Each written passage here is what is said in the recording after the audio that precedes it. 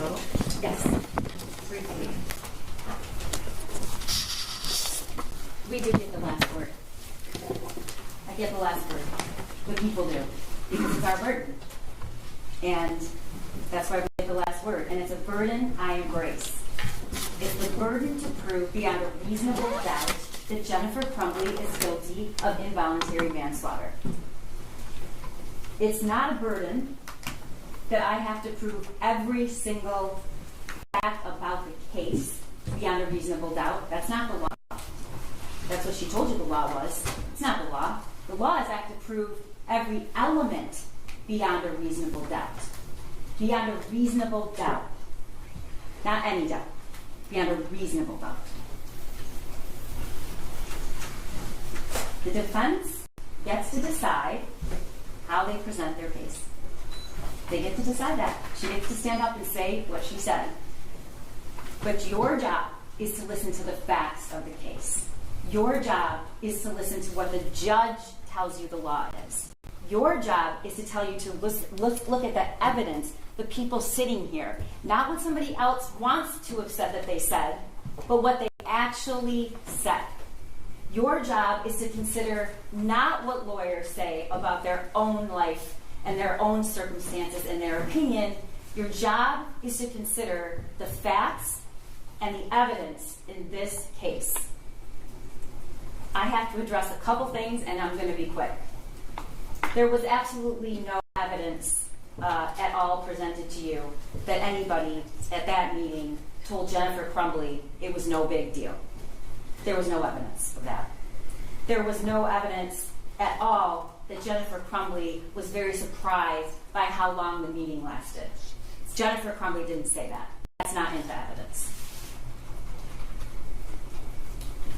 I don't have to prove, the people do not have to prove that Jennifer Crumbley knew that there was going to be a homicide or a school shooting. As Lieutenant Willis pointed out correctly, if she knew exactly what was going to happen, she'd be charged with murder, ladies and gentlemen. She is not. She is charged with involuntary manslaughter. And the elements, you'll get them. I read them to you. The standard and what I have to prove is not that she knew that her son would go shoot up the school and kill 4 kids. I have to prove that she had a legal duty.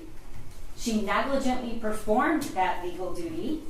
She negligently did not take steps to take care and protect the other children in that school when there was a reasonable foreseeability that ordinary care was required. The smallest of things. The smallest of things.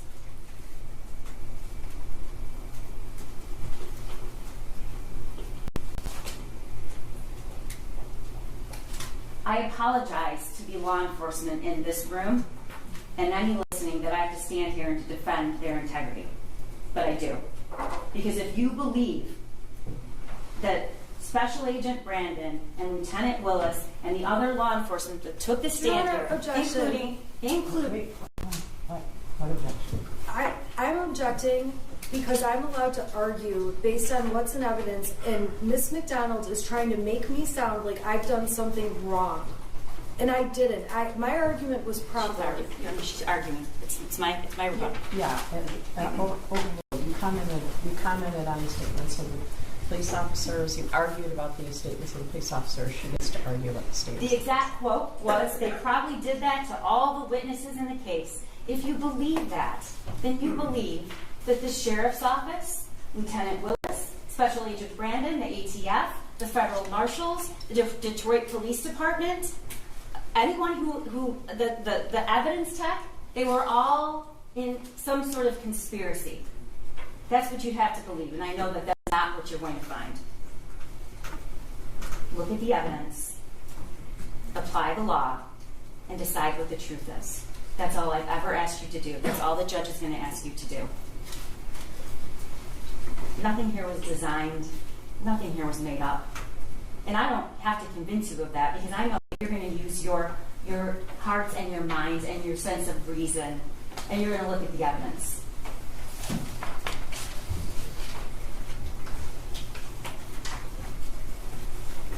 The first statement Jennifer Crumbley makes about this gun, her son's gun, was at the substation after the shooting, and this is what she said. It was hidden. It was hidden. That's what she said. It was hidden, ammunition separately. It was hidden in a dresser. It was hidden. That's all she said about it. The school's actions or inactions do not excuse the culpable behavior by defendant. Ladies and gentlemen, he literally drew a picture of what he was going to do. He drew a picture. It says, "Help me." It has the drawing of the gun that she bought him, posted, and bragged about. Blood everywhere. The thoughts won't stop. The world is dead. He drew her a picture. Pretty egregious and unique circumstances. And in fact, it is absolutely not true that we have to worry that we'll all be sitting here. We agree on one thing. Her testimony is evidence. Jennifer Crumbley's testimony is evidence, and you should consider it. And when you consider it, I'm confident that you will agree it is not consistent at all. It wasn't even consistent from her direct examination to her cross-examination. She acknowledged, sitting here, when Mr. Keys asked her about, "Where's this phone? You said you took the phone." You heard what she said. We took his gun away. We took his gun away. I don't have to prove flight beyond a reasonable doubt. I already told you that. You can infer consciousness of mind. And what does that mean? You run, you delete text messages, and you lie because you know she knew she did something wrong. The question about why Jennifer Crumbley didn't take one of these small actions, secure the gun, find out where the gun is, it looms large in this courtroom. There is no one it looms larger for than the victims and the family members of those kids who were killed on that day. We don't have to prove why. But remember what she said. I wouldn't change a thing. Just hours ago, she said, I wouldn't change a thing.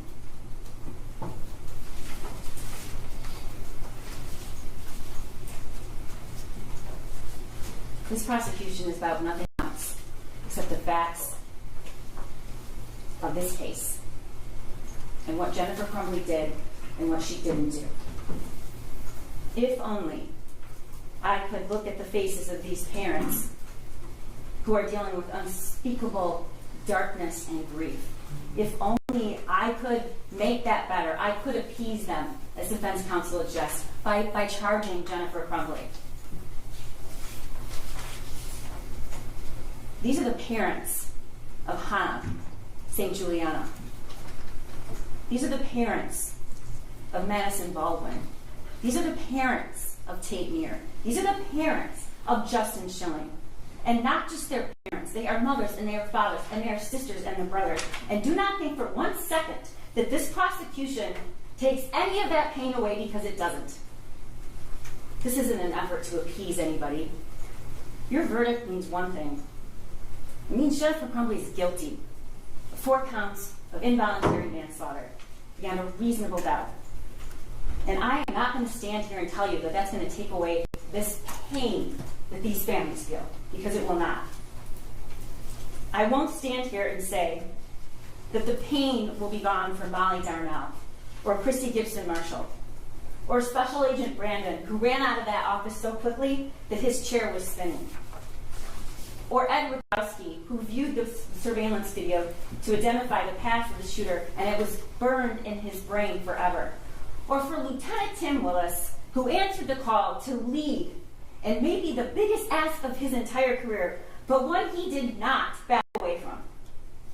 Don't render this verdict for the hundreds of kids in that school. It will not appease them. Nothing will. But you are now called upon. You are called upon. You are called upon to do your part as jurors, to keep the oath that you took to be fair, to be honest, to be impartial. You are the ultimate fact finder. But what happened that day? You are the ultimate fact finder of the truth. We have met our burden. We have proven beyond a reasonable doubt that Jennifer Crumbley is guilty of 4 counts of involuntary manslaughter for failing to exercise ordinary care when the smallest, tragically simple thing could have prevented it. It could have saved Hannah.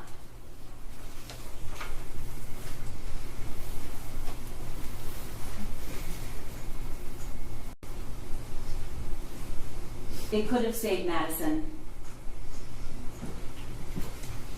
It could have saved Tate. And it could have saved Justin. And she sat here and she said she would do one thing different. And lastly, I'm going to address the question I know that on the minds of a lot of people in this courtroom and a lot of people listening. I'm going to say what I know they're all asking and they want to say. When she took the stand and she testified about her own loss, and she was asked the question, "You lost everything?" She said yes.